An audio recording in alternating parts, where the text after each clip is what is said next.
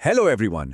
चलिए आज आपकी सोशल एंड पॉलिटिकल लाइफ की किताब का पहला चैप्टर शुरू करते हैं, जिसका नाम है अंडरस्टैंडिंग डाइवर्सिटी, यानी विविधता की समझ।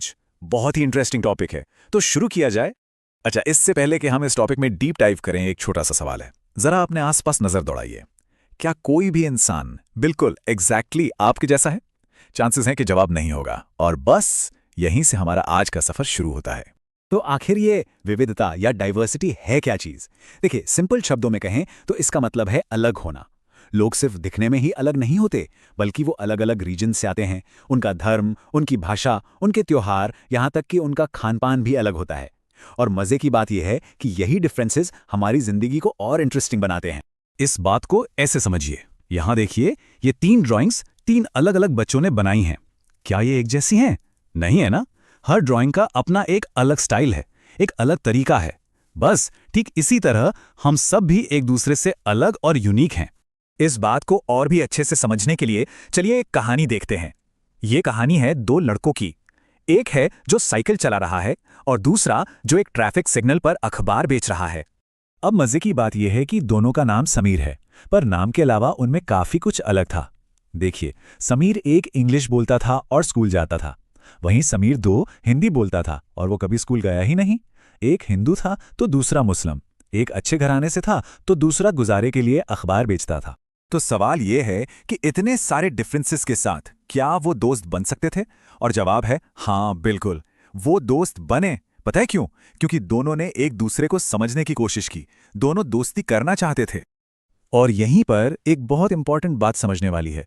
डाइवर्सिटी और इनइक्वालिटी, यानी विविधता और गैर बराबरी, ये दोनों एक चीज नहीं है। समीर 1 और समीर 2 का अलग अलग धर्म का होना, ये डाइवर्सिटी है। लेकिन समीर 2 का स्कूल न जा पाना, ये डाइवर्सिटी नहीं, ये इनइक्वालिटी है, यानी गैर बराबरी। गैर बराबरी तब आती है जब किसी को बराबर के मौके और साधन नहीं मिलते। तो ये डाइवर्सिटी हमारी लाइफ में ऐड क्या करती है? ये हमारी लाइफ को कई तरीकों से रिच बनाती है। सोचिए, हम अलग अलग तरह का खाना टेस्ट कर पाते हैं, नए नए फेस्टिवल्स मनाते हैं, दूसरी लैंग्वेजेस के शब्द सीखते हैं, और सबसे इंपॉर्टेंट, हमें दुनिया को देखने के नए नए नजरिए यानी पर्सपेक्टिव्स मिलते हैं। जरा इमेजिन कीजिए एक ऐसी दुनिया जहां सब लोग सिर्फ 2 ही रंग के कपड़े पहनते, रोज एक जैसा खाना खाते और एक ही जैसा गेम खेलते। लाइफ कितनी बोरिंग हो जाती है ना? डाइवर्सिटी ही तो है जो हमारी लाइफ में इतने सारे रंग भरती है। पर सवाल यह है कि ये विविधता आती कहां से है? मतलब लोग इतने अलग अलग क्यों होते हैं? इसके पीछे मेन तौर पर 2 फैक्टर्स होते हैं, हिस्टोरिकल यानी ऐतिहासिक और ज्योग्राफिकल यानी भौगोलिक। इसका मतलब है कि किसी भी जगह की हिस्ट्री और ज्योग्राफी ये तय करती है कि वहां का कल्चर कैसा हो। इसे समझने के लिए हम इंडिया के 2 बिल्कुल अलग अलग हिस्सों की केस स्टडी करते हैं। पहला है लद्दाख। इस तस्वीर को देखिए। ये जम्मू और कश्मीर के पूर्व में पहाड़ों के बीच बसा एक ठंडा रेगिस्तान है। अब यहाँ की ज्योग्राफी की वजह से खेतीबाड़ी तो ज्यादा नहीं होती, पर यहाँ लोग एक स्पेशल तरह की बकरी पालते हैं जिससे बहुत महंगी पश्मीना ऊन मिलती है।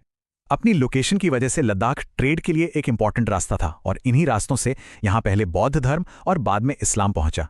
इसीलिए इसे लिटिल तिब्बत भी कहा जाता है। अब लद्दाख से चलते हैं इंडिया के बिल्कुल दूसरे कोने में, केरल। ये साउथ वेस्ट में बसा एक स्टेट है जिसके एक तरफ समुद्र है और दूसरी तरफ पहाड़ियां। यहाँ की ज्योग्राफी लद्दाख से एकदम ऑपोजिट है। यहाँ की पहाड़ियों पर तरह तरह के मसाले यानी स्पाइसेस उगाए जाते हैं, और इन्हीं मसालों ने दुनिया भर के व्यापारियों यानी ट्रेडर्स को अपनी तरफ खींचा। अरब, जूइश, चाइनीज, यूरोपियन सब यहाँ आए और अपने साथ अपना कल्चर और धर्म भी लाए। इसीलिए केरल में आज भी आपको कई धर्मों के लोग एक साथ शांति से रहते हुए मिलेंगे। तो हमने देखा कि लद्दाख और केरला की ज्योग्राफी में जमीन आसमान का फर्क है ना? लेकिन उनकी हिस्ट्री में एक कॉमन पॉइंट है। दोनों ही जगहों पर चाइनीज और अरब ट्रेडर्स का इन्फ्लुएंस रहा।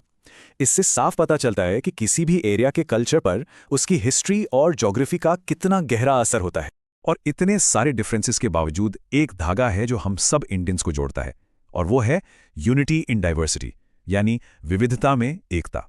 इसे इंडिया की सबसे बड़ी ताकत में से एक माना जाता है। इसका सबसे बड़ा एग्जाम्पल है हमारी आज़ादी की लड़ाई। जब ब्रिटिश रूल था तो अलग अलग धर्म, भाषा और रीजन के लोगों ने मिलकर आज़ादी की लड़ाई लड़ी। अंग्रेजों को लगता था कि वो हमारे डिफरेंसेस का फायदा उठाकर हम पर राज करते रहेंगे, लेकिन लोगों ने दिखा दिया कि जब देश की बात आती है तो वो सब एक हैं। ये जो गीत आप देख रहे हैं, ये जलियनवाला बाग हत्याकांड के बाद लिखा गया था और ये हिंदू मुस्लिम एकता का एक सिंबल बन गया। ये लाइंस उस स्पिरिट को दिखाती हैं जहां हर हिंदुस्तानी के खून का रंग एक था और सबका मकसद भी एक था, आज़ादी। इंडिया के पहले प्राइम मिनिस्टर जवाहरलाल नेहरू ने ही यूनिटी इन डाइवर्सिटी का फ्रेज हमें दिया। उन्होंने अपनी किताब द डिस्कवरी ऑफ इंडिया में लिखा कि भारत की एकता कोई बाहर से थोपी हुई चीज नहीं है, बल्कि ये बहुत गहरी है, जहां हम अलग अलग विश्वासों को ना सिर्फ एक्सेप्ट करते हैं बल्कि उन्हें एनकरेज भी करते हैं।